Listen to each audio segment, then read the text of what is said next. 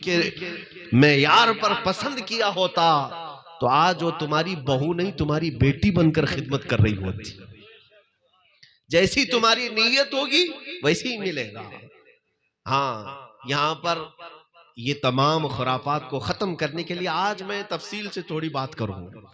मेरे दिल में जो कुछ भी भड़ास है मैं निकाल लूंगा सिगोरा वालों के पास, इसलिए कि मेरे भाई के घर में शादी है आज, तो मैं जितना बोल सकता हूं बोल लूंगा। नहीं महफिलों में हो सकता है वो लोग चिढ़ जाएं, और यहाँ मुफ्ती जफर साहब चिढ़ भी जाएं तो मुझे फर्क नहीं पड़ता।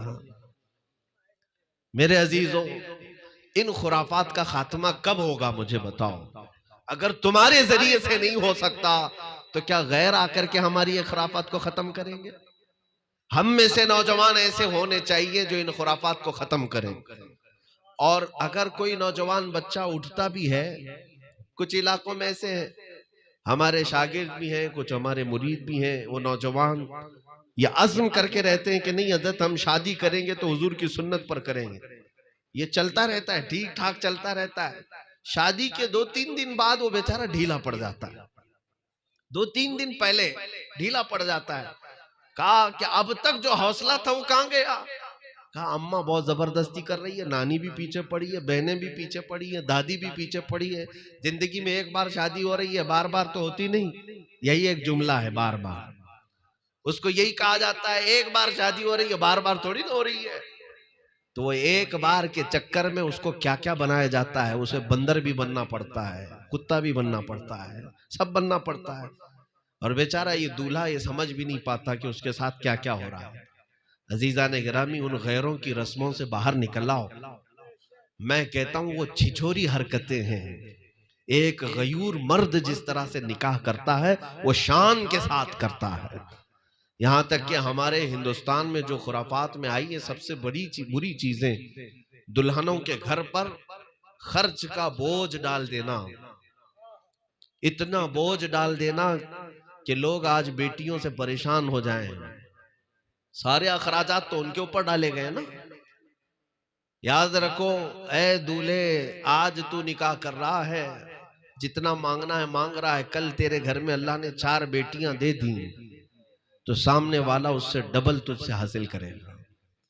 ये सिलसिलावार गुनाह है, ये चलता रहेगा। मैं आओ तुम्हें हुजूर की हदीस में एक सहाबी को बताता हूं निकाह कैसे होता है। गरीब सहाबी थे, हुजूर की बारगाह में आए, कहा या रसूल अल्लाह जवान हो गया हूं, शादी करना है लेकिन पैसा नहीं है और मुझे कौन बेटी देगा? हुजूर पाक सल्लल्लाहु अलैहि वसल्लम ने फरमाया मैं तेरा निकाह कराता हूं, लेकिन मेहर में देने के लिए एक चांदी की अंगूठी कम से कम ले आ जा। एक चांदी की अंगूठी बस, बाकी कुछ भी नहीं। मेहर तो देना है ना, शादी जितनी भी सादगी में हो जाए मेहर तो देना पड़ेगा। उस सहाबी ने कहा या रसूल अल्लाह मेरी इतनी ताकत नहीं कि एक चांदी की अंगूठी दे सकूं। हुजूर ने भेजा, कहा कि चांदी की नहीं दे सकता, लोहे की लेके आ जा। लोहे की अंगूठी देने की ताकत है तो वो लेके आ जा। दूसरे दिन वो सहाबी आए, कहा या रसूल अल्लाह मेरी उतनी भी हैसियत नहीं है, पूरे मदीने का गरीब आदमी हूं, एक लिबास में रहते हैं, लोहे की अंगूठी देने की भी ताकत नहीं थी। अब सुनो, क्या ऐसे नौजवान का निकाह ही नहीं होना चाहिए? क्या ऐसे गरीब को निकाह करने का हक ही नहीं है? हुजूर पाक सल्लल्लाहु ताला अलैहि वसल्लम ने अंसार सहाबा में से एक को बुलाया और कहा तुम्हारी बेटी है? कहा हाँ, मैं इस बंदे से तेरी बेटी का निकाह करता हूं। उस सहाबी ने कहा आमन्ना सद्दकना या रसूल अल्लाह, आप जो फरमाए आका कबूल है। अब उस नौजवान को बुलाया और कहा तुझे चांदी की अंगूठी देने की भी ताकत नहीं, तुझे लोहे की अंगूठी देने की भी ताकत नहीं, लेकिन क्या तुझे कुरान की कोई सूरह याद है? कुरान की सूरह याद है? उस सहाबी ने कहा हाँ या रसूल अल्लाह फला फला फला सूरह मुझे याद है। हुजूर ने फरमाया जा उनकी बेटी से मैं तेरा निकाह करता हूं और मेहर में क्या रखा? इतनी सूरतें कुरान की अपनी बीवी को याद करा दे, यही तेरा मेहर है। मियां ये भी निकाह है मदीने का, ये भी निकाह है मदीने का। उस सहाबी का निकाह हुजूर ने सिर्फ कुरान की सूरतों पर करवा दिया। और इसीलिए हदीस में हुजूर ने फरमाया कि निकाह को इतना आसान बना दो कि जिना करना मुश्किल हो जाए। कितनी बड़ी हदीस है ये, आप जानते हैं? हुजूर का फरमान समझ रहे हो? निकाह को इतना आसान कर दो कि जिना करना मुश्किल हो जाए। लेकिन आपने क्या कर रखा है, आज जिना को आसान कर दिया है और निकाह को मुश्किल बना दिया है। क्या ऐसा नहीं है? नौजवान को जिना करने के लिए बहुत आसान रास्ते हैं आज। वो थोड़े खर्चे में कहीं पे भी जा करके अपनी जिस्मानी तस्कीन हासिल कर लेता है। लेकिन निकाह के लिए क्या क्या खुराफात बना कर रखे हैं। इतना पैसा होना चाहिए, इतना जहेज होना चाहिए, इतने सारे इंतजामात होनी चाहिए। जब तक ढोल बाजे नहीं आएंगे, जब तक बैंड बाजे नहीं आएंगे, पटाखे नहीं उड़ेंगे, लोगों के साड़ी घरों में कपड़े नहीं आएंगे, तब तक शादी नहीं होगी। जितना बोझ करते जाओगे उतने गुनाहों में मुब्तला होते जाओगे। और उम्मत इन खुरापात में जब लग जाएगी तो मेरे अजीजों, ये ऐसी घुन है, ये ऐसा कीड़ है, जैसे गेहूं को पूरा कीड़ खा जाता है, ऐसे तुम्हारे पूरे मोहल्लों को खा जाएगा। इसको निकालो, अपने मुआशरे से निकालो। और मैं बारहा कहता हूं अपने नौजवानों को, जहेज मांगने की रस्म ये बहुत बुरी बला है। ऐ नौजवानों, अल्लाह ने तुम्हें मर्द बनाया है, मर्द बनाया है, मोहताज भिखारी नहीं बनाया। जो किसी बाप की बेटी से मांगते हो, बाइक चाहिए, कार चाहिए, फ्रिज चाहिए, वॉशिंग मशीन चाहिए, गद्दा चाहिए, अरे मियाँ लिस्ट तैयार की जाती है जहेज की। नौज़ बिल्लाहि मिन ज़ालिक। तुम्हें पता भी है, तुम एक बाप से उसका कलेजे का टुकड़ा ला रहे हो घर पे। किसी बाप को जाकर के पूछना बेटी को रुखसत करने का वक्त क्या होता है। अगर तुम्हारे घरों में बेटियां रुखसत हुई होंगी ना, याद आएगी बात। जब एक बाप अपने 18 साल 20 साल की बच्ची को रुखसत करता है, उसकी आंखें दुखती रह जाती हैं, दिल धड़कता रह जाता है। वो जवान बेटी घर से जा रही होती है। इतना क्या कम है कि उसने अपना कलेजा का टुकड़ा निकाल कर तुम्हें दे दिया, फिर तुम उससे उसका माल पूछते हो, उससे जायदाद पूछते हो कि मुझे जहेज में बाइक चाहिए, कार चाहिए, फला फला चाहिए। मैं तो अक्सर ये कहा करता हूं, मेरे जुमले हो सकता है कड़वे लगे, ऐसे लोगों को चाहिए कि वो एक कटोरी ले लें और घर घर मांगे, या किसी मस्जिद के किनारे बैठ जाए, हर जुम्मा के बाद बहुत जहेज मिल जाएगा। लोग सिक्के सिक्के डालते जाएंगे, चंद जुमा के बाद तुम्हारे पास पैसे आ जाएंगे। अगर तुमको लगता है नहीं ये भीख है, भिखारी नहीं हूं मैं, तो मेरे अजीजों फिर ससुर से क्यों भीख मांगते हो? ये बहुत बुरी बला है, इस चीज को खत्म करो। होना तो ऐसा चाहिए, नौजवान ये कहे दुल्हन मैं ला रहा हूं, अल्लाह ने मुझे मर्द बनाया, अपने हाथों से कमाऊंगा और उसे खिलाऊंगा। मेरे आका सल्लल्लाहु अलैहि वसल्लम ने फरमाया, सबसे अफजल सदका क्या है पता है? सदका करते हैं ना आप, सदका करते हैं ना? सबसे अफजल सदका मेरे आका ने फरमाया, तुम्हारे हाथों की कमाई का एक लुकमा अपनी बीवी को खिलाना सबसे अफजल सदका है। अपनी बीवी को अगर खिलाया एक लुकमा, वो सबसे अफजल सदका है, और तुम्हें अंदाजा भी नहीं। लेकिन उन लोगों की जिंदगी अजीरन है जो अपने ससुराल के पैसों पर जी रहे हैं। उनको बिजनेस खड़ा करने के लिए भी साल साल पर अपनी बीवी को मैके भेजना पड़ता है। डरा धमका करके बीवी को भेज दिया, जा अपने बाप से इतने पैसे लेकर के आ जा। ये वो नाहंजार लोग हैं जो निठल्ले हैं, कामचोर लोग हैं, और भीख मांगने की उनकी फितरत है, बस इज्जत वाले भिखारी हैं। हाँ, यानी घर घर नहीं मांगते, लेकिन अपने ससुराल से मांगते हैं। तुम्हें अंदाजा भी है अखराजात क्या क्या उन दुल्हन के घर वालों पर आते हैं। जब से रिश्ता तय होता है सारी चीजें तो उसी के घर पे हो रही हैं। मंगनी उसी के घर पर, शादी उसी के घर पर, तुम सारी बारात लेकर के उसी के घर पर गए, जहेज देना दुल्हन के घर वालों पर जिम्मेदारी।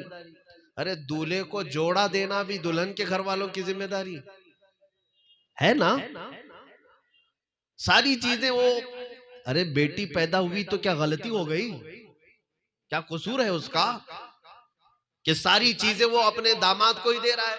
यही तो वजह थी कि अरब में अपनी बेटियों को जिंदा दफन करते थे लोग, कि कोई दामाद ही ना आए, कोई मांगने वाला ही ना आए। बच्चियों का दफन जो होता था वो एक बुरी रिवाज यही खौफ की वजह से थी।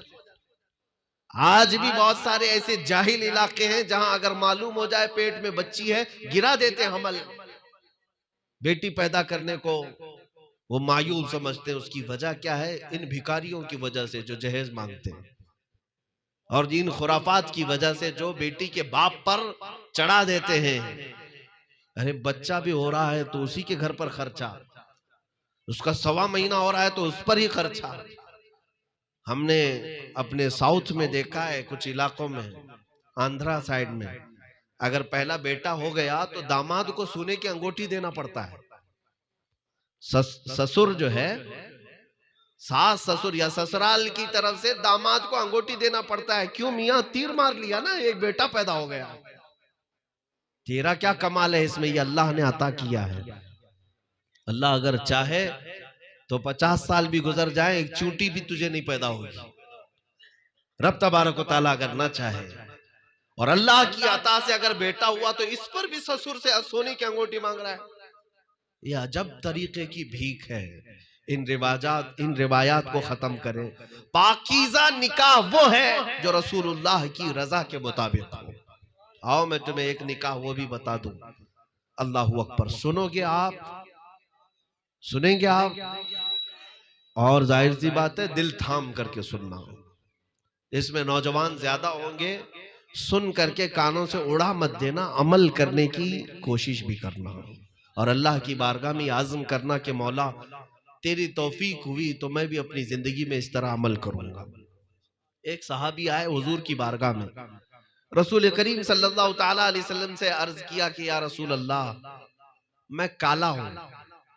हजरत अब्दुल्ला अस्वद, उनको अस्वद कहते थे, मदीने में काले थे, बहुत काले थे, कोई बेटी देने वाला नहीं था, गरीब भी थे। हुजूर अकरम सल्लल्लाहु ताला अलैहि वसल्लम ने उनसे कहा कि तेरा निकाह मैं करवाता हूं।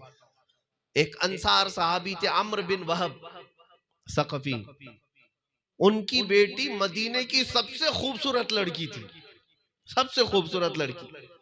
और हुजूर ने अपने इस सहाबी को उस घर भेज दिया, जा अम्र बिन वहब के घर जा, कि उनकी बेटी तेरे निकाह में देने के लिए मैंने कहा है, ये बात कह दे। ये हजरत अब्दुल्ला गए, किसके घर? अम्र बिन वहब के घर गए। शोहर बीवी बाहर बैठे हुए थे, बात कर रहे थे, वो भी सहाबी हैं। और ये अब्दुल्ला अस्वद आए, कहा कि मुझे अल्लाह के रसूल ने भेजा है। वो खड़े हो गए, कहा कि क्या बात है? कहा हुजूर ने फरमाया आपके घर में जवान बेटी है, आप अपनी बेटी का निकाह मेरे साथ कर दे। अब वो सहाबी ऊपर से नीचे देखने लग गए, निहायत काला नौजवान है, मेरी बेटी मदीने की सबसे हसीन।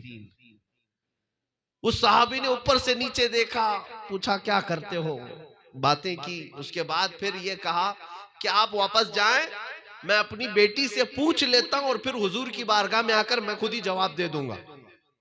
हजरत अब्दुल्ला कहते हैं, मैं वापस पलटा, मेरे लिए ताज्जुब की बात नहीं, रोज रिजेक्ट होता था, कहीं पर भी जाओ तो लोग रिजेक्ट कर देते थे, मेरे लिए ताज्जुब की बात नहीं। मैं वापस जा रहा था मस्जिद नबवी, वो चले आए।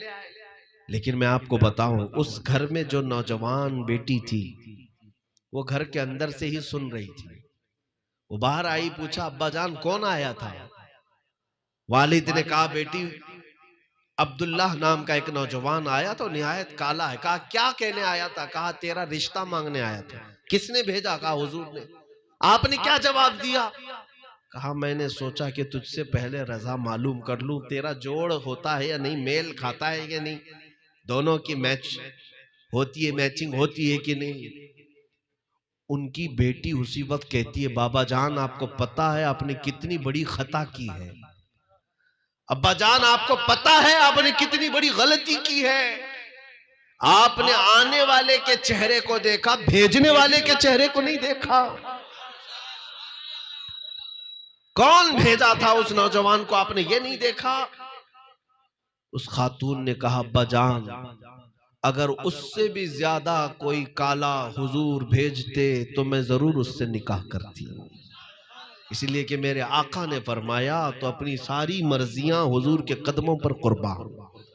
बेटी का ये जवाब सुनकर के बाप को एहसास हुआ, कहा कि मैं जल्द से जल्द जाता हूँ, हुजूर की बारगाह में माफी मांगता हूँ, मुझसे खता हो गई। हुजूर के भेजे हुए गुलाम को मैंने वापस भेज दिया। वो दौड़े दौड़े मस्जिद नबवी आ रहे थे।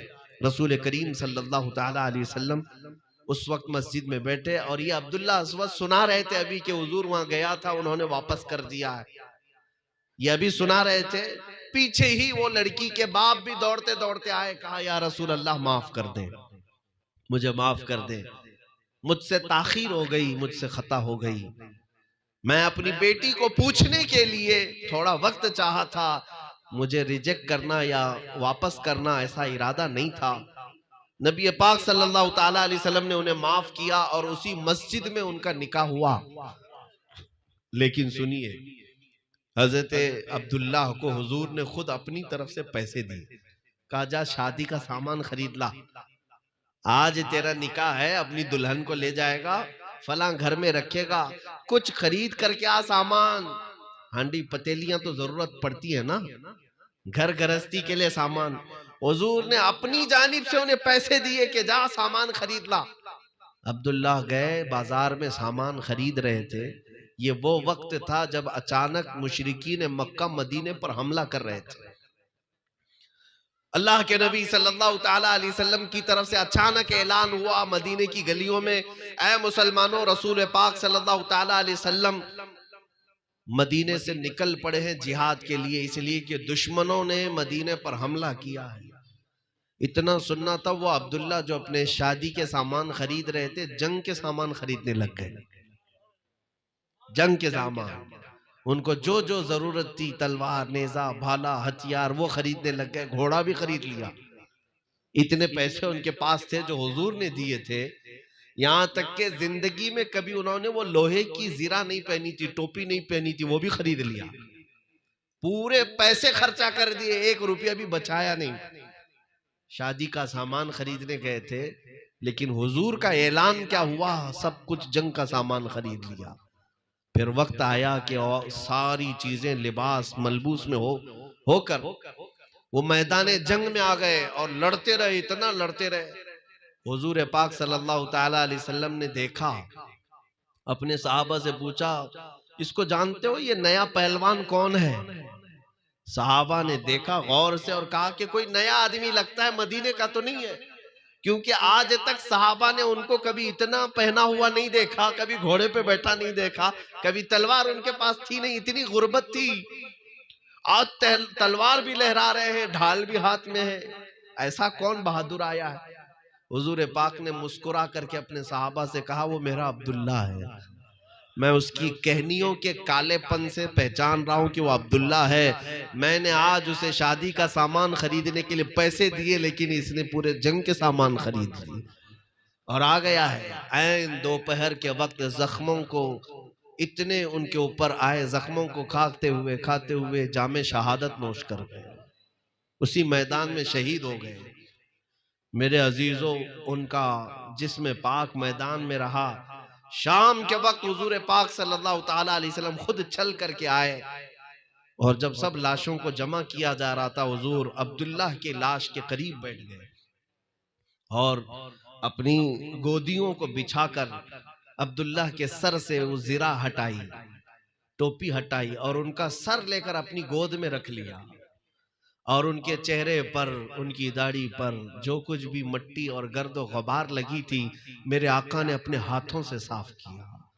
जो खून लगा था वो हुजूर पाक ने अपने हाथों से पोंछा और फिर कुरान की आयत पढ़ने लगे कि ये वो लोग हैं जिन्होंने अल्लाह से किया हुआ वादा पूरा कर लिया। मेरे अजीजों, बताओ इससे बेहतरीन दूल्हा कौन हो सकता है जो हुजूर की गोदी में अपना सर रखकर दुनिया का आखिरी सफर कर रहा हो, ख्वाहिशात को कुर्बान कर दिया।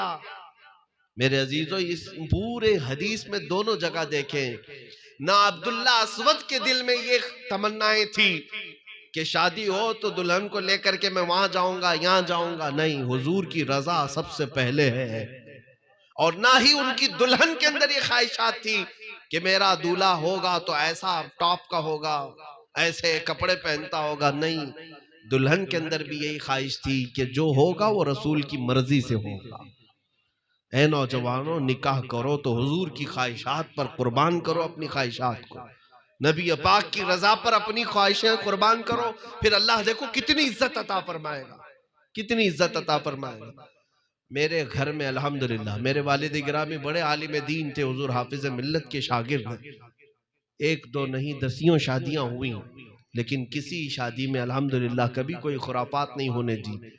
लेकिन हमारा मामूल ये था कि जो दूल्हा हो उसकी शादी से पहले महफिल मौलूद घर में जरूर रखी जाती, खत्म कादरिया शरीफ जरूर होता।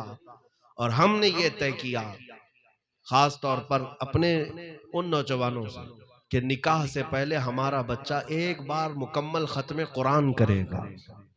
और निकाह के बाद दुल्हनों को हम ये कहते हैं, अगर अल्लाह ने तुम्हें हमल दे दिया तो 9 महीने तक एक कुरान, 3 कुरान, 5 कुरान जितने हो सकते हैं खत्म करो, फिर देखो तुम्हारा बेटा कैसा पैदा होगा।